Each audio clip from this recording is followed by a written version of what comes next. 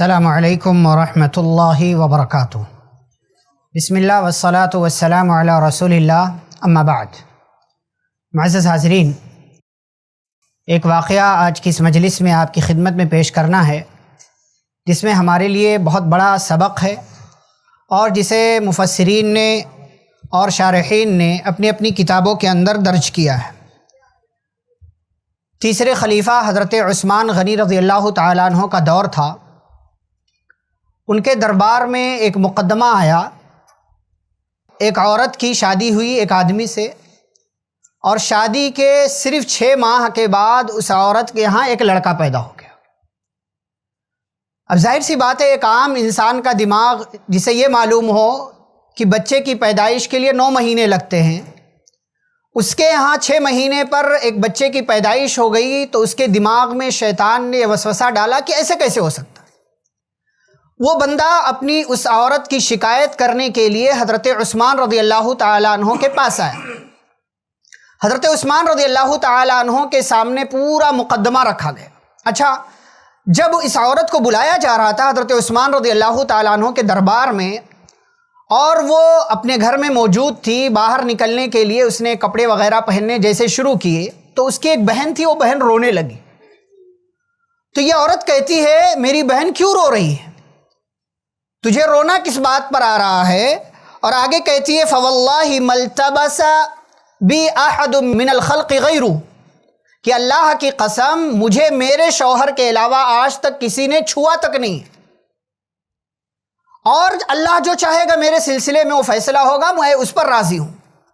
چنانچہ حضرت عثمان غنی رضی اللہ تعالیٰ عنہ نے پوری بات سنی، اور سننے کے بعد یہ فیصلہ کر دیا کہ اس عورت کو رجم کر دیا جائے، اس عورت کو مار دیا جائے، پتھر سے مار، کیونکہ شادی شدہ ہے، زنا کی وجہ سے لڑکا پیدا ہوا ہے، کیونکہ 6 مہینے میں بچے کی پیدائش ہو، ایسا ممکن نہیں۔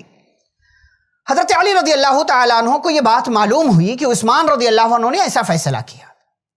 عثمان رضی اللہ تعالیٰ عنہ کے پاس آئے حضرت علی رضی اللہ تعالیٰ عنہ اور کہا کہ آپ نے یہ کیا فیصلہ کیا ہے؟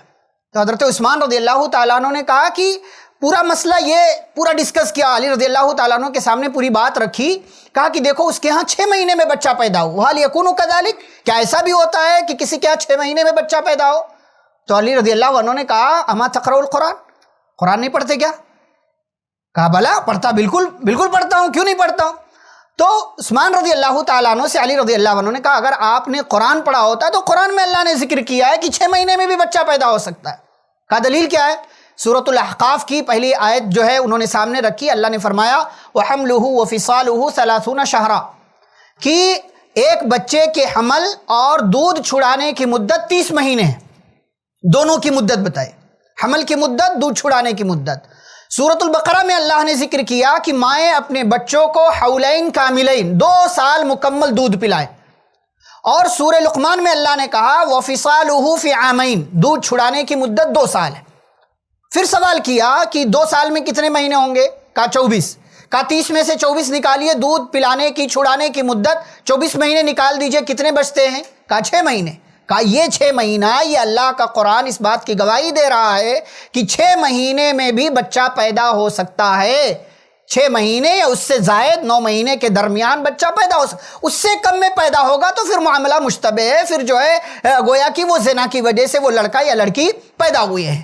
اب عثمان رضی اللہ تعالیٰ عنہ نے یہ سنا تو کہا کہ واللہ اللہ کی قسم میرا تو اس طرف دماغ ہی نہیں گیا کہ قرآن کی جن آیتوں سے آپ نے استدلال کیا، ایسا تو میں نے آج تک کبھی غور ہی نہیں کیا ہے۔ اور عثمان رضی اللہ تعالیٰ عنہ نے یہ فیصلہ سنایا کہ میں اپنا فیصلہ واپس لے رہا ہوں، میں نے جو پہلے فیصلہ کیا تھا کہ اس عورت کو رجم کر دیا جائے، میں فیصلہ واپس لے رہا ہوں۔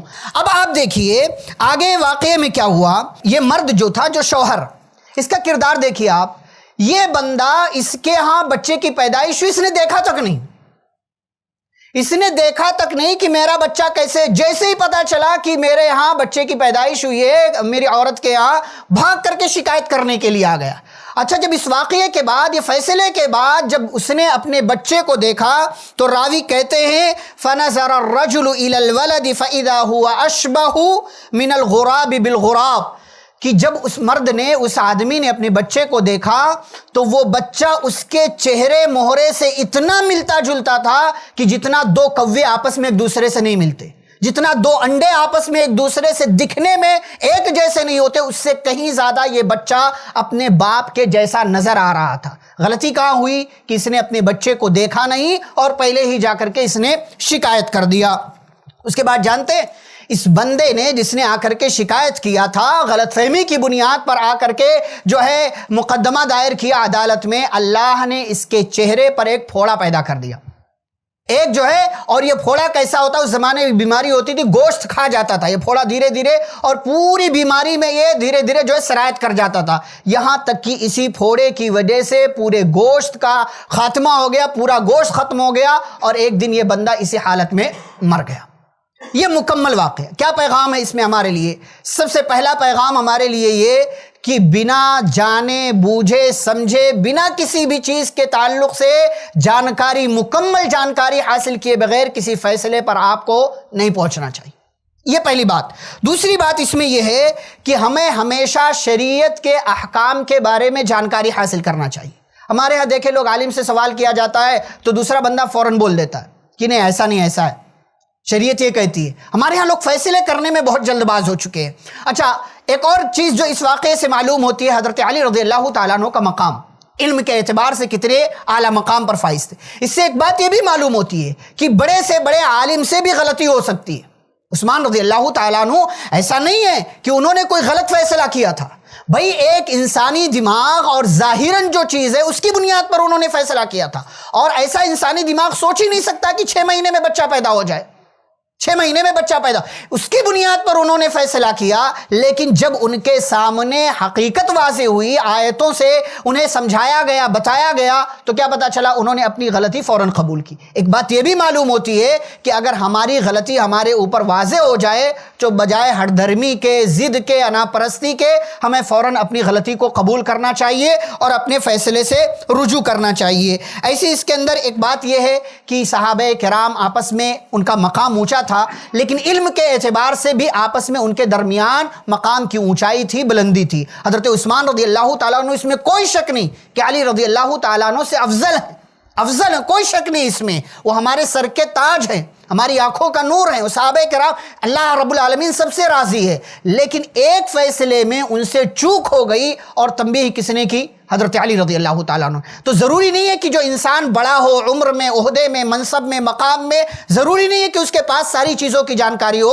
ایک چھوٹا بندہ بھی اسے صحیح راستہ دکھا سکتا ہے، صحیح علم دے سکتا ہے، اور اسے کسی جو ہے صحیح چیز کی جانب رہنمائی کر سکتا ہے۔ اور اس میں جو سب سے اہم بات یہ ہے کہ ہمیں خاص طور سے، بعض دفعہ ہمارے یہاں دیکھیں چھوٹی چھوٹی بات پر جو ہے جھگڑے ہو جاتے ہیں، طلاق ہو جاتی ہے، خلا ہو جاتا ہے، ایسے سوالات آتے رہتے ہیں۔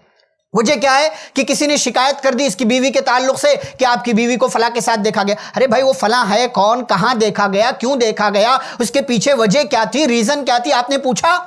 بس جا کر کے فوراً طلاق دے دیا، نوٹس بھیج دیا، میسج کر دیا، فون کر دیا، جو ہے ایک چیٹ کے ذریعے اس نے جو ہے طلاق دے دیا۔ ایک گھرانہ جو ہنستا بستا تھا، جو ہے اس کو جو خراب کر دیا جاتا ہے، اس کو بھی آباد کر دیا جاتا ہے۔ تو کسی بھی مسئلے میں کوئی بھی فیصلہ کرنے سے پہلے اس تعلق سے ہمیں مکمل جانکاری حاصل کرنا چاہیے، تاکہ کسی کے ساتھ ناانصافی نہ ہو۔ یہاں حضرت عثمان رضی اللہ تعالیٰ عنہ نے ایک فیصلہ لیا، اس معاملے میں وہ معذور ہیں، اور انہوں نے اپنی غلطی قبول بھی کی ہے۔ ہمیں بھی اپنی غلطی قبول کر لینا چاہیے، اس لیے کہ غلطی قبول کر لینے سے آپ نہ چھوٹے ہوتے ہیں اور نہ ہی آپ کا مقام کم ہوتا ہے۔ اللہ رب العالمین ہم سبھی کو اپنی زندگی کے اندر تمام تر معاملات میں قرآن و حدیث کی روشنی میں فیصلے کرنے اور پیارے نبی صلی اللہ علیہ وسلم کا طریقہ اختیار کرنے کی توفیق عطا فرمائے۔